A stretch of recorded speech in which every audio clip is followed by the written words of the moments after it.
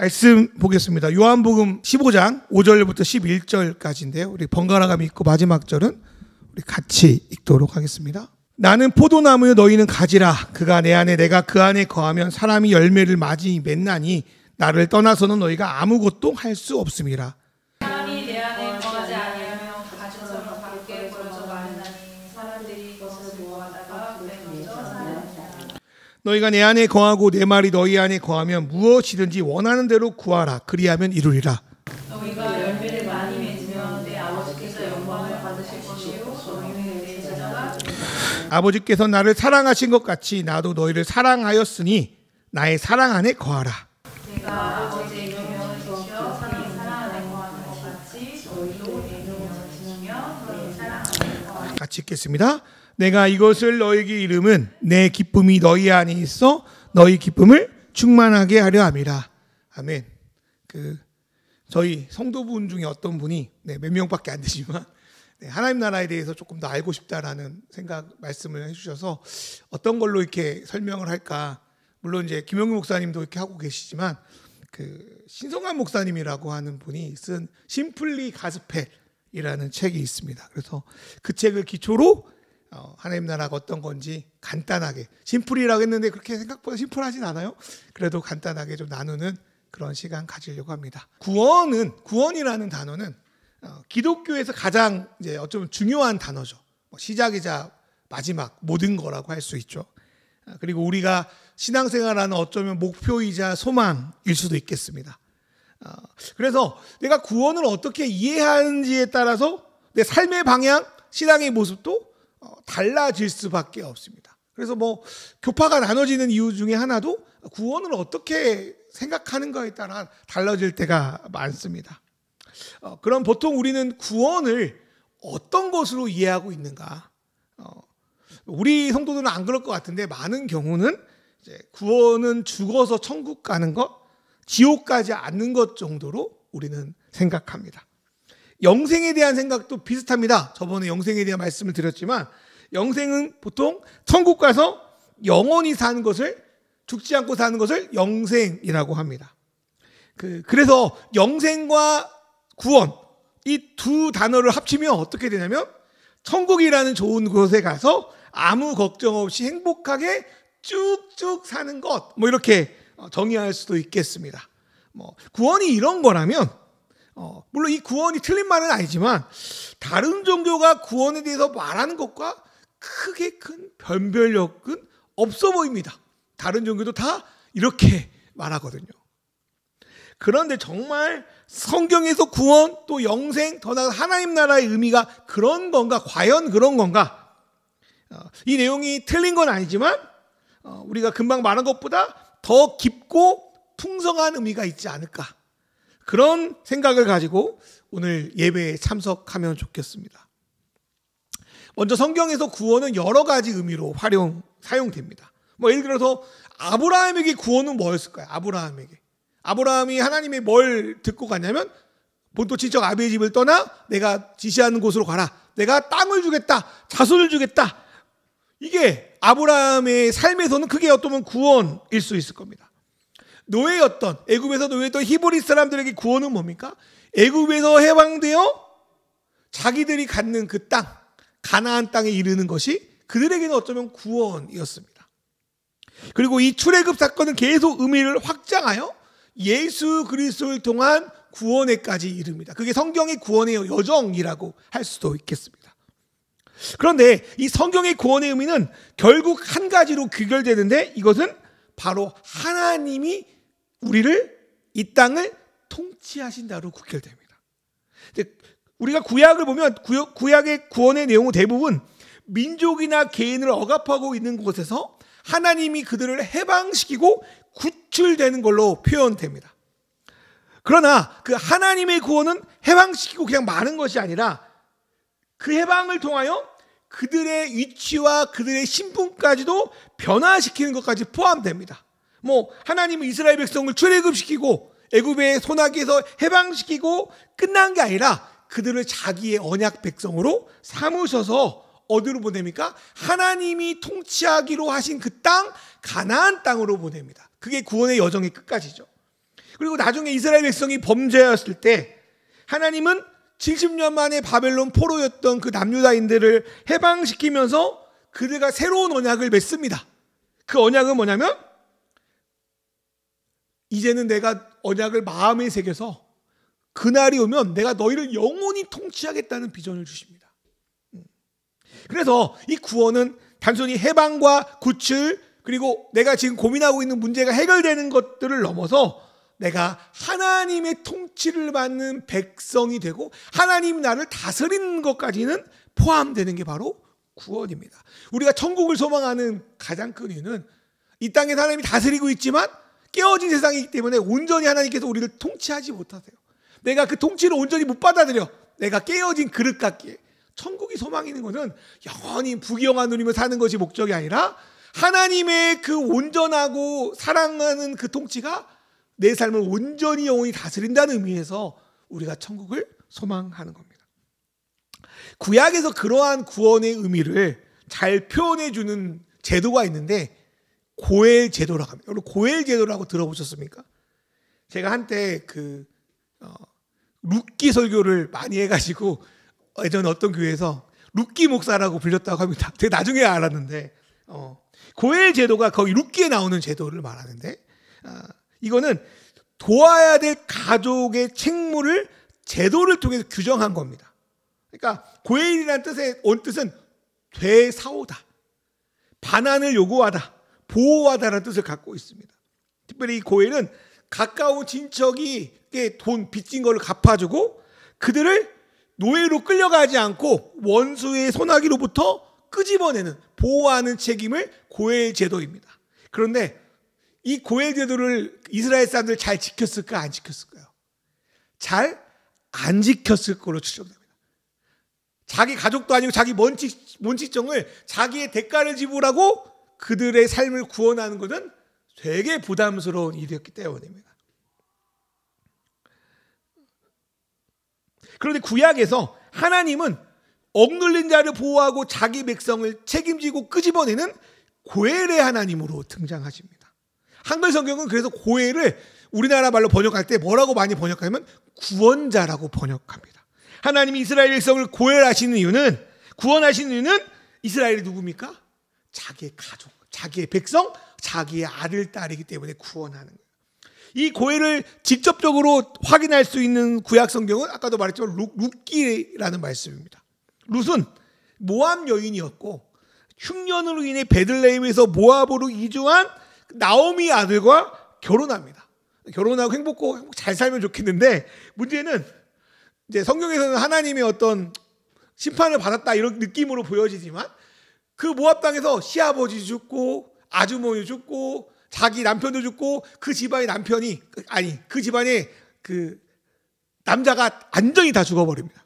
그래가지고 시어머니 나오미 또 오르가 맞죠? 오르가 그 다음에 룻, 이 여자들만, 과부 여자들만 3명이 딱 남아 있는 거예요. 그 당시엔 과부는 어떠한 그 생산활동도 못했대요. 일을 못했대. 그래서 이제 과부만 있으면 굶어 죽는 아주 뭐 그런 처참한 상황이었던 거죠. 결혼을 했는데 이제 이런 상황인 거예요. 그래서 나오미가 결단합니다. 시어머니 나오미가 내가 모압에서 못 살고 내가 지금 굶어 죽더라도 내 고향 베들레헴 하나님 땅으로 돌아가겠다고 결정합니다. 그러고 나서 이제 그 두 며느리한테 야 나는 이제 저주받은 여인이니까 너희는 이제 너희 친정으로 가라. 내가 너희를 책임질 수 없다. 어차피 너희 돌아가봤자 너 모압 여인이라고 이방 여인이라고 완전히 구박받고 네가 남편도 없는데 거기서 무슨 이유로 나랑 사냐? 돌아가라. 그래가지고 이제 오르가라는 그 여인은 이제 울고 이제 도와갑니다. 근데 룻은 안 돌아가요. 왜냐하면 룻이 그 시어머니와 남편과 살면서 하나님을 향한 신앙을 가졌어요. 모압 여인이라는 여인, 다른 신을 섬기는 여자가. 그래서 이 룻이 어머니께 이렇게 고백합니다. 어머니 하나님이 나의 하나님이고 어머니의 그 백성이 나의 백성이 된다고. 내가 예전에는 어머니 하나님으로 억지로 믿는 척했는데 지금은 아니라 내가 어머니 하나님을 나의 하나님으로 믿었다고. 그래서 이제 나오미가 그 믿음의 고백을 듣고 같이 베들레헴으로 들어가는 거예요. 근데 베들레헴에 막상 들어갔더니 아니나 다를까 도와줄 사람이 없어.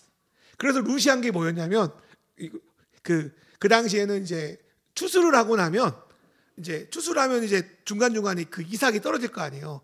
그러면 성경에 나오는데, 야, 이삭 떨어지면 춥지 마.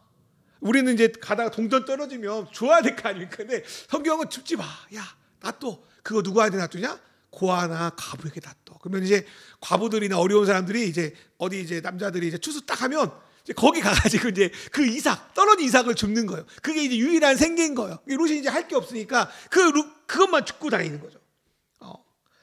그때 그 자기 남편의 먼 친척이었던 보아스의 밭에 이제 그 여인이 가는 거예요. 그러니까 성경에 보니까 보아스는 원래 기업 물을 자가 아니에요. 책임질 사람이 아니에요. 먼 친척이에요. 그러니까 보아스보다 기업 물을 자가 더 있었어요. 더 위에.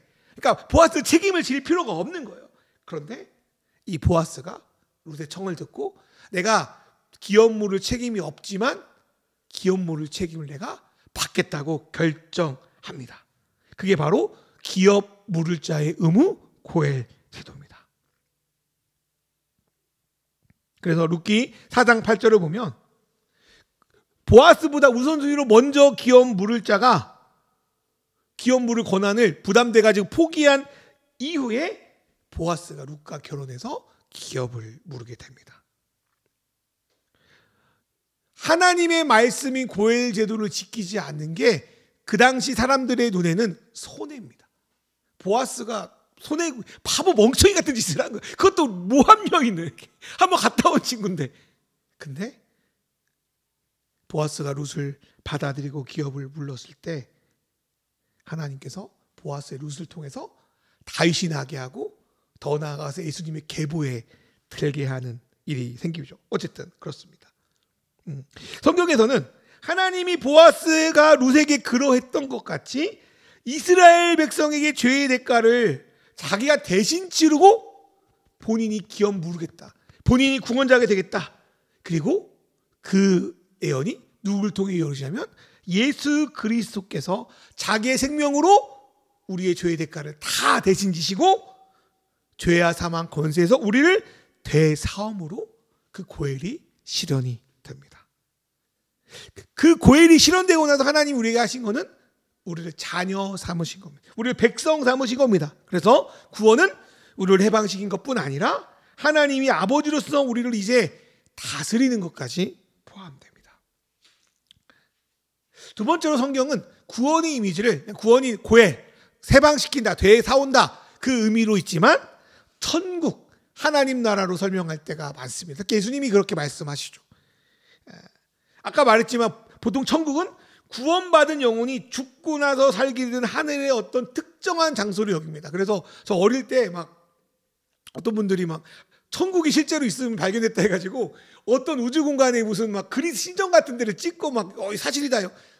뻥이에요. 어쨌든 간에 그걸 찍어가지고 이제 보여줬는데 왜 그거에 속닥하냐면 천국이 우주 어느 별에 있다고 생각하니까 그렇습니다.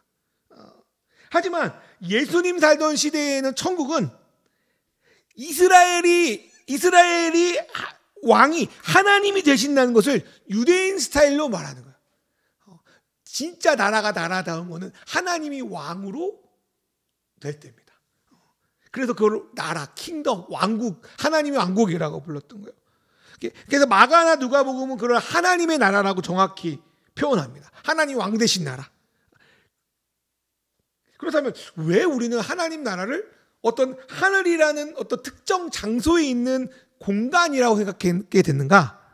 아마도 그 마태복음에서 표현한 하늘을 우리가 생각하는 대로 눈에 보이는 그 푸른 하늘, 스카이로 생각하지 않았나? 그래서 그렇게 생각하지 않았나 싶습니다. 아마도 마태는 그 마태복음을 보통 유대인들을 위해 썼다고 보통 그러거든요. 그러니까 유대인들은 하나님의 이름을 함부로 부르지 못했어요. 그래서 하나님을 보통 아도나이, 주님이라고 불렀거든요. 그래서 이 하나님 나라의 하나님을 하늘로 바꿔서 지필했을 거라고 추정합니다. 그런데 후대에 그 하늘을 그들이 사는 관점으로 생각하다 보니까 하늘을 잘못 해석한 것 같습니다. 또한 예수님의 재림이 더뎌지는 것도 하늘을 죽고 나서 가는 천국으로만 협소하게 해석하는 이유 중에 하나일 거라고 생각이 듭니다. 예수님은 공생애를 시작하면 제일 먼저 뭐라고 말씀하시냐면, 우리 마가복음 1장 15절 말씀 읽어볼까요?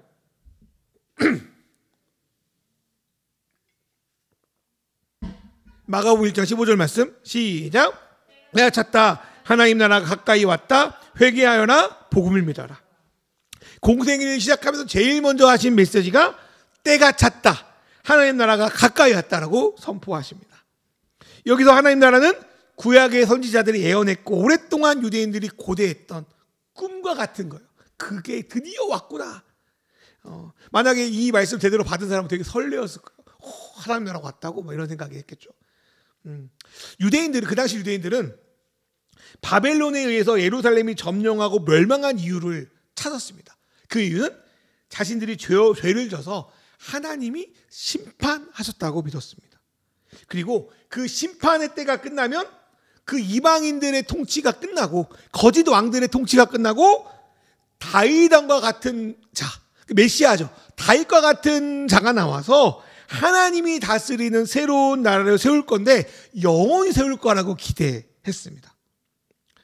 더욱이 예수님이 오신 당시는 누가 지배하고 있었습니까? 로마가 유대를 지배하고 있었습니다. 그래서 유대인들은 그런 마음이 있었어요. 자기가 비록 유대에 살아도 로마가 지배하고 있기 때문에, 실제로 헤롯은 로마의 어떤 매국노 같은 사람이었거든요.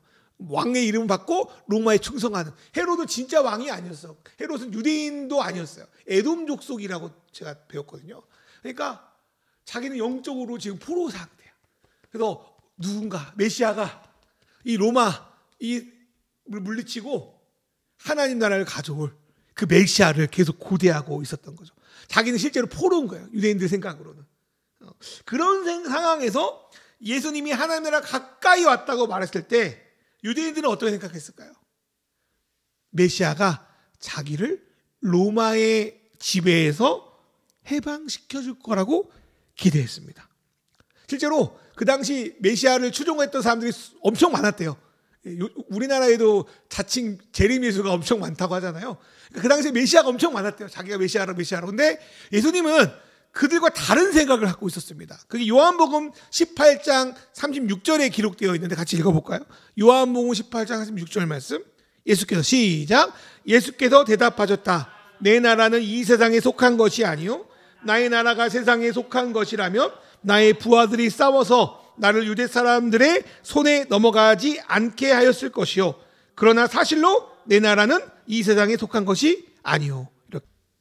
예수님 이 말씀에서 뭐라고 말씀하시는 거냐면, 이스라엘이 공경에 처한 이유를 로마가 지배해서 그런 게 아니야.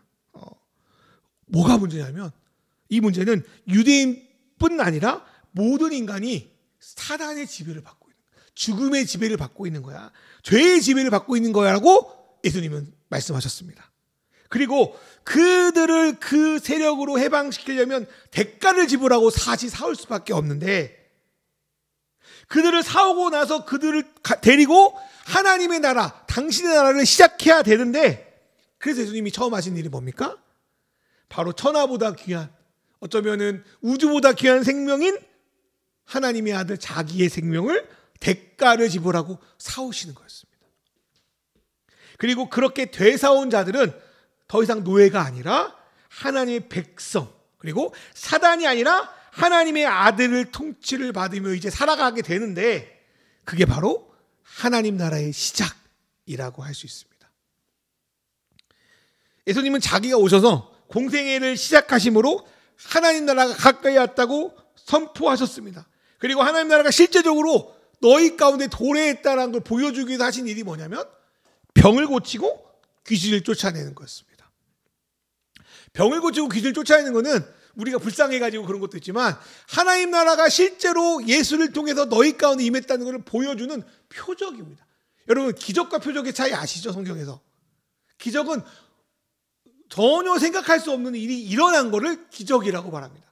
표적은 그 놀라운 일을 통해서 하나님께서, 예수님께서 우리에게 주시는 메시지가 있는 거예요. 그런데 성경의 기적은, 예수님이 하신 것은 표적이라고 합니다. 의미가 있는 거예요. 그 의미는 뭐냐면 하나님 나라가 왔다. 그 당시 병을 지금은 그렇게 안 하는데, 그 당시 병은 누가 준다고 생각했습니까? 귀신이 준다고 생각했겠죠. 악한 세력이 준다고 했겠죠. 때로는 나의 죄 때문에 병 걸렸다고 생각했어요. 그래가지고 예수님이 병 고칠 때 어떻게 하십니까? 죄사함을 말하면서 병을 고쳐주시잖아요. 근데 예수님이 이 수십 년 동안 중풍병자였고 눈 멀어가지고 다른 사람들이 저 사람의 죄는 아버지의 죄냐 아니면은 지들의 죄냐 뭐 이렇게 이제 평가하는 예수님이 가서 고쳐줘. 그러면 이 사람의 죄가 있는 거예요, 없는 거예요? 없는 거예요. 예수님이 귀신 들린 사람한테 가가지고 이들을 고쳐줘. 그럼 그들 안에 귀신이 지배하고 있다고 생각했거든요. 정신병 이런 거를. 예수님이 쫓아내줘. 귀신이 없어. 그러면 그곳에 하나님이 통치하시는구나를 보여주게 만든 거죠. 여러분 그 당시 죽으면 불결하다고 생각해서 부정하다. 예수님이 죽은 사람의 손을 대면 어떻게 될까요? 그 당시 유대의 관념으로 예수님도 부정해지는 거야. 예수님을 메시아로 인정 안 한 것도 많죠. 근데 예수님이 만졌는데 살아났어. 그러면 죽은 거야, 안 죽은 거야? 살은 거잖아. 예수님도 부정하지 않은 거죠. 그러니까 그렇게 하나님 나라가 누구를 통해서 자기 자신을 통해서 임하고 있다는 것을 그 기적, 그 표적을 통해서 예수님은 보여주셨던 거죠. 이건 이사야서에 예언된 말씀을 예수님께서 이루시는 거기도 했습니다. 이사야서 35장 5절에 뭐라고 써있냐면 그때에 눈먼 사람의 눈이 밝아지고 귀먹은 사람의 귀가 열릴 것이다. 그래서 세례 요한이 갇혀있을 때 당신이 메시아 맞습니까? 아니면 또 다른 누군가 기다려야 됩니까? 그런데 예수님이 뭐라고 말합니까? 저기 눈먼 자가 눈을 뜨고 병든 자가 고쳐지고 가난한 자가 하나님 나라의 복음이 전파되고 있다. 내가 메시아다. 그렇게 간접적으로 말씀하시거든요. 그런데 하나님 나라가 시작돼서 예수님을 통해요. 근데 완성된 건 아닙니다. 그래서 하나님 나라에 대한 예수님의 비유는 대부분 성장에 맞춰져 있어요. 특별히 씨 뿌리는 비유 생각해 보면 씨가 뿌려지는 걸로 끝나는 게 아니잖아요. 어떻게 돼야 돼요? 이제 새싹이 돼야 되고 새싹이 나는 걸로만 되는 게 아니잖아요. 양분을 받아가지고 커야 되고 양분을 받아서 크기만 하면 되지 않잖아요. 입이 무성하게만 되는 거 아니잖아요. 그 안에 뭐가 나요? 열매가 맺어져야 되는 거죠. 그게 하나님 나라의 비전이 그렇게 그려지고 있습니다. 성장과 시간이 필요하다고 말하는 거예요. 그래서 우리는 하나님 나라가 2000년 전 예수님을 통하여 시작되었지만 그때부터 지금까지 계속 자라나고 있다. 그리고 주님이 다시 오시는 그날 우리뿐 아니라 이 땅의 모든 만물이 회복되고 완성되고 하나님 나라가 온전하게 시작될 거라고 성경은 말합니다. 이거를 우리 개인의 구원에 적용해 보면 예수를 주인으로 영접함으로 하나님의 다스림이 우리 안에 시작됐고 주님을 따라가는 삶을 통해 점점 내 삶이 그분의 통치, 그분의 지배를 받게 되고 그분이 오시는 그때에 그분과 하나 되는 온전한 삶이 시작된다는 거죠. 그래서 바울 사도는 빌립보 3장 12절에서 뭐라고 말하냐면 내가 이미 그 구원을 얻은 것도 아니고 완전히 목표점에 이른 것도 아니고 오직 예수께서 나를 사로잡았기 때문에 그거에 붙들려서 내가 달려간다라고 말합니다. 그래서 하나님 나라는 이미 왔지만 아직 오지 않았다고 하는 여러분 잘 아시는 표현 이미 아직이라고 말합니다. 그래서 우리의 삶 자체가 하나님 나라인 거죠. 내가 예수를 믿었는데 그냥 믿지 않은 사람과 똑같이 아니면 그보다 더 상식 이하의 삶을 살면 성장이 더뎌지는 걸 수도 있지만 하나님 나라가 어쩌면 그 안에 임하지 않은 거라고도 표현할 수 있겠습니다. 그러나 하나님의 나라를 건강하게 이해한 사람들은 먼저 이미 내가 그 나라의 백성이 된 게 감사합니다. 그리고 오늘을 하나님 나라 백성답게 살아가려고 애씁니다. 삶에 여러 가지 문제가 터져도 그거에 절망하지 않고 보이지 않지만 완성될 하나님 나라를 소망하며 인내합니다. 그래서 하나님 나라를 이해한 사람은 과거와 현재와 미래를 견실하고 균형 잡히게 살아갈 수 있습니다. 세 번째로 성경에서 영생은 뭘까? 저번에 영생에 대한 이야기를 했지만 보통 영생을 영원한 삶, 영원한 생명이라고 기술합니다. 기독교에서는 보통 영생을 천국에서 이제 아프지도 않고 늙지도 않고 영원히 행복하게 사는 것 정도로 영생을 표현합니다. 그래서 요한복음 3장 16절 여러분 외우시는 분도 있겠지만 하나님이 세상을 이처럼 사랑하사 독생자를 주셨으니 이는 그를 믿는 자만 멸망치 않고 뭘 얻는다고요? 영생을 얻는데요. 이것만 딱 보면 앞뒤 다 띄고 이것만 보면 우리가 이해하는 영생이 맞는 것 같아요. 멸망하지 않고 죽지 않고 영원히 산다고 말하니까. 그런데 1세기 유대의 상황에서 영생은 그러한 의미만 있었을까? 그러지 않았던 것 같아요. 그래서 그 당시에 유대인들이 영생에 대해서 어떻게 생각했는지를 잠깐 살펴볼게요. 유대인들은 시간을 나눌 때 지금 이 시대와 하나님의 통치가 되는 오는 세상 두 가지로 생각했습니다. 이걸 기준으로 이 시대, 하나님이 통치하지 않는 시대, 주의 날, 성경의 주의 날 말이에요. 주의 날. 그 당시에 하나님이 오시면 심판하고 그 다음에 뭐가 와요? 오는 세상이 와요. 일직선에 하나님이 오는 거죠. 그러니까 이 오는 세상은 악에 대한 심판도 있지만 에덴이 회복되고 하나님의 통치가 임하는 날. 요한계시록의 표현대로 말하면 새 하늘과 새 땅이 시작되는 그날인 거예요. 유대인들에게 오는 세상이 영생인 거예요. 자기의 생명이 영원한 게 아니라 영원한 하나님의 통치의 세상이 오는 걸 영생이라고 말했던 거죠. 그러니까 성경에서 영생은 우리 인간의 생명이 영원히 산다는 거에 방점이 있는 게 아니라, 그것이 아닌 게 아니라 하나님이 더 이상 우리를 떠나지 않고 영원히 다스린다. 그거에 방점이 있습니다.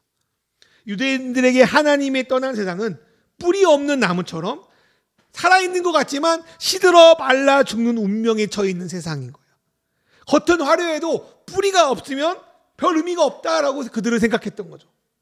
그런데 그 날에, 주님의 날에 하나님이 오셔서 자기를 다스리기 시작하면 에덴에서처럼 그분의 신령한 풍성함을 누리고 그분과 관계를 맺고 더 이상 불완전하고 악한 통치자 밑에 신음하지 않고 선하고 정의로운 통치 아래서 영원을 누린다고 믿었던 겁니다.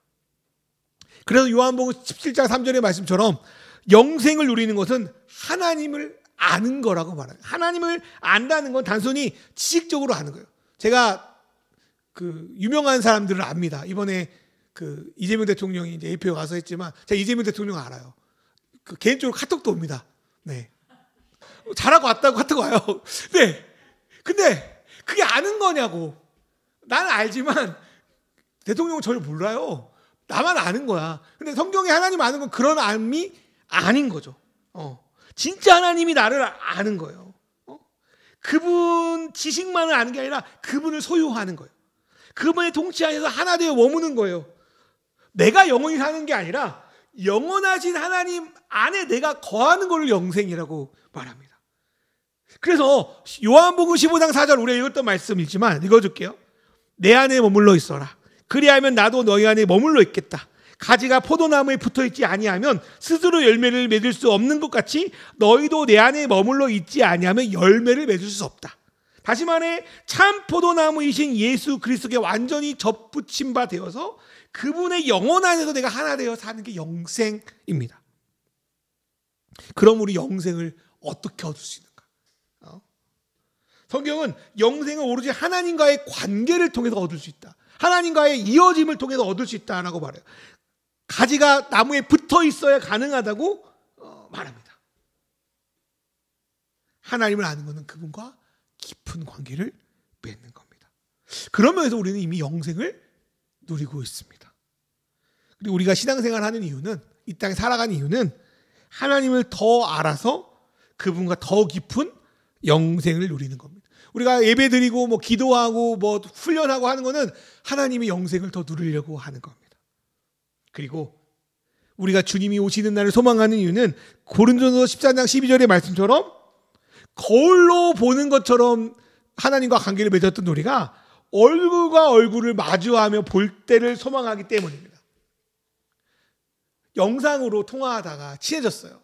그러면은 얼굴과 얼굴을 맞대볼 그날을 소망하지 않겠습니까? 그분과 얼굴을 맞대본다면 얼마나 행복하겠습니까? 그래서 우리는 주님이 오시는 날을 기다립니다. 또한 영생은 하나님이 내 인생이 없다면 우리의 생명과 우리의 삶이 아무런 가치가 없다는 것을 고백하는 거기도 합니다. 생명을 주신 분은 하나님이시기 때문에 성경의 생명은 오로지 그래서 하나님과의 바른 관계를 통해서 일어납니다. 그리고 하나님의 받은 생명은 육신의 죽음으로는 없앨 수 없습니다. 육신이 있던 없던 세상이 어떻게 되든 내가 어떻게 망가지든 하나님 예수를 통해 하나님과 맺은 관계를 영원하기 때문에 우리는 이 영생을 잃어버리지 않습니다. 그래서 1세기 기독교인들이 그렇게 용감하게 죽음과 맞서 싸웠던 것 같습니다. 말씀을 좀 정리하려고 하는데요. 우리는 앞에서 하나님이 우리에게 베푸시는 구원의 세 가지 이미지에 대해서 들었습니다. 구원은 가족을 구출하기 위해서 책임지는 고엘이라고 말씀드렸고, 하나님이 아버지가 되셔서 죄와 사망, 죽음에서 우리를 다시 사오셔서 우리를 자녀로 회복시키는 것을 말한다고 배웠습니다. 하나님 나라는 죽고 나서 가는 천국을 말하는 것뿐 아니라 하나님이 내일의 나뿐 아니라 오늘의 나도 통치하고 다스린 것을 의미합니다.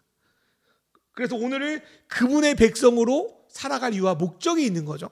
세 번째로 영생은 막연히 죽지 않고 영원히 부귀영화 누리며 사는 게 아니라 말로 표현할 수 없는 그분의 영원하신 생명 안에 들어가고 그분과 더불어 사는 것, 그분을 알고 사랑하고 하나 되는 것들을 의미한다고 말씀했습니다. 그리고 그 구원의 중심에는 예수님과 맺은 언약이 있습니다. 요한복음 15장 우리가 읽었지만 요한복음 15장에 보면 예수님은 포도나무시고 우리는 가지입니다. 예수님 우리의 하나님이 되고 우리는 그분의 백성이 되었다는 이미지를 보여주는 거죠. 그래서 우리는 우리가 그분 안에 머물러 있는 것, 예수님이 우리 안에 머물러 있는 것은 바로 그분과 우리가 영원한 언약을 맺었다고 말씀하고 있는 겁니다. 그렇다면 여기서 가장 중요한데 우리가 그 구원의 언약을 맺었다는 걸 어떻게 알 수 있냐고. 구약에서 이거는 하나님이 주신 율법을 지키는 걸로 증명했어. 너와 이스라엘 백성이 언약 백성이야? 어떻게 증명해? 내가 하나님 율법을 잘 지켜요. 이건 마치 결혼한 부부가 결혼을 통해서 관계를 맺고 나서 서로에게 지켜야 되는 의무를 다하는 것과 마찬가지였어요. 그러면 신약에서 예수님과 맺은 언약에 우리가 머물러 있다는 것을 우리가 어떻게 알 수 있는가? 여러분 예수 믿는 거 어떻게 알 수 있습니까? 우리가 배운 거 생각해 보면 중요한 이야기인데, 제가 예수님을 영접기도 했어요. 뭐 이런 걸로 하고 또 뭐 있죠? 회개기도 했습니다. 내가 예수님을 주인으로 모셨습니다. 뭐 이렇게 뭐 틀린 말 아니에요? 그렇게 하는데 요한복음 관점에서는 네가 나와 언약을 맺은 걸 어떻게 할 수 있어? 똑같아요. 계명을 지키는 거예요. 읽어볼까요? 요한복음 15장 10절 새 번역 너희가 시작. 너희가 내 계명을 지키면 내 사랑 안에 머물러 있을 것이다. 그것은 내가 내 아버지의 계명을 지켜서 그 사랑 안에 머물러 있는 것과 같다.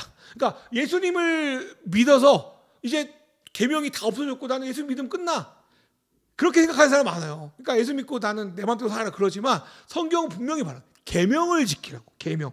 예수님도 아버지의 계명을 지켰대요. 근데 예수님도 아버지의 계명을 지켰는데 내가 뭐라고 하나님의 계명을 안 지키냐고. 구원받았으니까 나 내 마음대로 살 거야. 아니라고. 계명을 지켜야 된다고. 계명을 지키는가 안 지키는가가 내가 하나님의 구원 안에 있는가, 내가 하나님 나라의 백성인지를 명백하게 알 수 있다고요. 어떤 면에서 구약과 비슷해요. 그러면 여기서 그 다음 중요한 거예요. 언약의 증거로 우리가 지켜야 될 계명이 뭔가? 뭐 10계명 이시한 수많은 구약 율법을 지키라고 하는 건가? 그렇지 않아요. 성경은 예수님이, 여러분 너무 잘 아시죠? 예수님이 주신 계명을 딱 두 가지로 요약합니다. 예수님 본인도 그렇게 요약하셨어요. 뭐라고 요약하셨죠? 예수님이? 쉽게 말해서 맨날 들었던 말이죠. 하나님 사랑이 이웃 사랑이라고 하죠. 하나님을 내 목숨까지 갖고 이웃을 내 몸까지 사랑하라. 하나님과 이웃과 어떻게 관계를 맺냐, 어떻게 사랑의 관계를 맺는 거가 네가 하나님 나라 백성인가 아닌가가 드러나는 거예요. 그래서 첫 번째로 계명은 아버지 하나님께 예수님을 통해 주신 그 사랑 안에 머무는 것. 그러니까 예수님을 통해 주신 그 사랑 안에 머무는 것이 아버지를 사랑하는 거예요. 하나님을 사랑하는 거예요. 사랑 안에 머무는 게 사랑하는 거예요. 우리가 그 구원의 말씀을 듣고 나서 하나님이 예수님을 통해서 나를 대사하셨구나, 대가를 치르셨구나, 자녀를 삼으셨구나, 이 말씀에 사랑으로 반응하시면 좋겠습니다. 새삼스럽게. 여러분 이 말씀을 우리는 저도 그렇지만 색다르지 않아요. 얼마 전 저희 결혼 기념일이었는데 어제죠. 별거 안 했어. 치킨 먹고 마라탕 사 먹었는데 생각하는 거야 그때. 내가 정말 사랑해서 결혼했구나. 내 인생에 누구가 그구나. 기억하는 거예요. 왜 기념일이 필요한 겁니까? 기억하는 거죠. 그러니까 하나님을 사랑한다는 것은 하나님의 사랑이 어떠했는지를 계속 날마다 기억하고 새삼스럽게 반응하는 거예요. 그게 아버지에 대한 사랑에 반응하는 겁니다. 하나님이 보이지 않고 들리지 않아도 오늘 나를 지금 보고 계시는구나, 내 기도를 들으시는구나, 나를 통치하시는구나를 인식하고 그 통치 안에서 있는 거예요. 머무는 겁니다. 그게 하나님을 사랑하는 거예요. 오늘 주님이 우리에게 주신 그 영생, 그 사랑에 머물면서 그 사랑을 공급하는 것, 그게 아버지를 사랑하는 거예요. 여러분, 아버지 사랑은 받아들이는 겁니다. 그래서 좋은 부모는요, 자녀한테 뭔가를 안 받으려고 해요. 막 크면 좀 조락하겠지만 안 받습니다. 오히려 줍니다. 네. 저희 어머니 지금도 저하고 가면 뭐 줘요. 뭐 대가를 바라지 않아요. 그래서 자기가 준 거를 잘 먹고 받아들이는 자녀 좋아합니다. 여러분, 부모들이 밥 잘 먹는 자녀 좋아하지 밥 안 먹는 자녀 좋아합니까? 살 빼라고 하지만 꼭 밥을 다 주고 살 빼라고 합니다. 어쨌든 줘요. 준다고요. 그러니까 아버지는 자기가 그냥 준 거를 받아들이는 걸 그거 자체로 기뻐하는 거예요. 하나님의 사랑이 그렇습니다. 그래서 우리가 하나님께 표현할 수 있는 최고의 사랑은 그분이 하신 그 사랑, 그분이 하신 일을 받아들이는 거예요. 기도로서, 말씀으로서 아버지의 사랑을 받아 먹으시기를 주님으로 축원합니다. 두 번째로 계명을 지키는 것은 서로 사랑하는 거예요. 이웃을 사랑하는 거예요. 내 옆에 있는 가족을 사랑하는 거예요. 육신의 가족도 사랑하는, 영적인 가족도 사랑하는 거예요. 하나님이 우리에게 주신 구원을 다른 이들에게 맛보여 주는 겁니다. 그분의 통치가 무엇인지 보여주는 거고요, 영생을 누리는 의미가 무엇인지 느끼게 해주는 겁니다. 그래서 요한복음 15장 16절에 뭐라고 말합니까? 너희가 나를 택한 것이 아니라 내가 너희를 택하여 세운 것이다. 그것은 너희가 가서 열매를 맺어 그 열매가 언제나 남아있게 하려는 것이다. 그 이하로 너희가 내 이름으로 아버지께 구하는 것은 무엇이든지 다 받게 하려는 것이다. 예수님이 서로 사랑하는 일을 열매라고 말하는데요, 열매를 맺는 거라고 하면 그 열매를 맺기에 구하는 것을 다 준대요. 뭔 말이냐면 하나님을 사랑하고 이웃을 사랑하는 일에 너희가 구하면 다 주겠다고 하는 거예요. 예수는 왜 우리에게 서로 사랑하라고 하시냐? 그것이 우리가 이 구원을 풍성하고 깊게 누리는 유일한 방법이기 때문입니다. 하나님 나라를 경험하게 되는 거기 때문입니다. 열매를 맺는 거기 때문입니다. 그리고 그 열매를 맺으려고, 다른 말로 사랑하기 위해서 구하면 예수님이 다 준다고 말씀하십니다. 누가복음 6장 38절도 비슷한 말씀으로 해석이 됐어요. 남에게 주어라, 사랑하라, 그리하면 하나님께서 너에게 주실 것이다. 되를 누르고 흔들어서 넘치게 도록 후하게 주어서 너희 품에 안겨주실 것이다. 너희가 되지하여 주는 그대로 너에게 도로 되어서 주실 것이다. 여기 주신다는 것은 제가 볼 때는 사랑을 주시는 겁니다. 사랑을 나누면 나도 너희에게 사랑을 풍성하게 주겠다. 예수님은 그 구원을, 그 나라를, 그 영생을 오늘 우리가 누리고 나누어서 더 풍성해진다고 말합니다. 그 옛날에 그 찬양 있잖아요. 사랑은 참으로 버리는 것, 버리는 것, 버리는 것. 사랑은 참으로 버리는 것, 더 가지지 않는 것. 그러면서 이제 이상하다 동전하니 움켜잡음이 없어지고, 쓰고 빌려주면 풍성. 이게 말이 되는 이야기냐고. 솔직히 생각해봐요. 근데 하나님의 사랑이 그렇다. 남에게 주면 내가 주겠다, 더 주겠다. 그게 사랑의 비밀이고 구원과 영생과 하나님 나라 사는 백성의 비밀이 아닐까 싶습니다. 그 구원의 은혜가 우리의 내일 미래에만 있다고 생각하지 않고 우리의 오늘 이루어지고, 그 구원의 사랑이 우리의 과거마저도 치료하고 회복하는 그 하나님 나라의 통치가 우리 안에 일어나는 저와 여러분 되기를 주님의 이름으로 축원합니다. 우리 시간 기도합니다.